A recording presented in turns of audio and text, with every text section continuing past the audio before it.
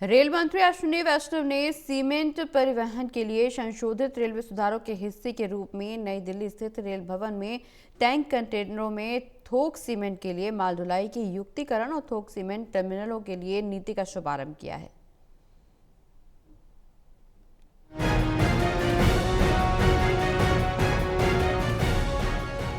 केंद्रीय रेल मंत्री अश्विनी वैष्णव ने सीमेंट परिवहन के लिए रेलवे सुधारों का अनावरण किया है, जिससे सीमेंट परिवहन के लिए एंड टू एंड माल ढुलाई लॉजिस्टिक्स को सरल बनाया गया है।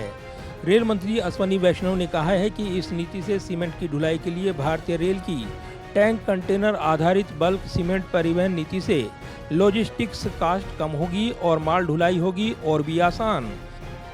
वर्ल्ड की सेकेंड लार्जेस्ट रेलवे हुए फ्रेट कैरिंग में We surpassed United States of America and we became the second largest freight carrying railway at 1.6 billion tons.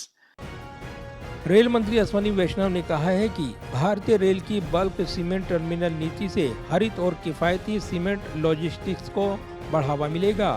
इससे भारतीय रेल के साथ हरित और किफायती सीमेंट परिवहन होगा और आसान दरों पर टैंक कंटेनरों में बल्क सीमेंट परिवहन किया जाएगा।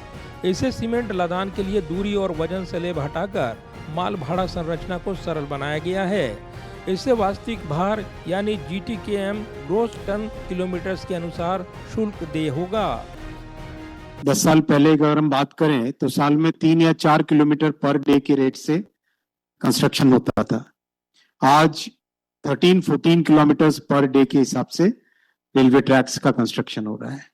ऑलमोस्ट 100% इलेक्ट्रिफिकेशन हो गया है रेलवे के नेटवर्क का। थोड़ा बहुत जो बचा है वो भी कंटिन्यूसली चल ही रहा है। बल्क सीमेंट टर्मिनल नीति के तहत देश भर में बल्क सीमेंट टर्मिनल बनेंगे। इससे कार्बन फुटप्रिंट में कमी आएगी और पर्यावरण संरक्षण को बढ़ावा मिलेगा। हापर्स, साइलो और बैंगिंग प्लांट जैसे आधुनिक सुविधाएं मिलेंगी। इससे रेलवे आधारित ढुलाई से सीमेंट की परिवहन लागत में कमी आएगी। रेल मंत्री अश्विनी वैष्णव ने कहा है कि इससे मध्यम वर्ग को अपना घर बनाने में सीमेंट की जरूरत की लागत में भी कमी आएगी। कैमरामैन विदर्भ के साथ प्रदीप कुमार, टोटल न्यूज, दिल्ली।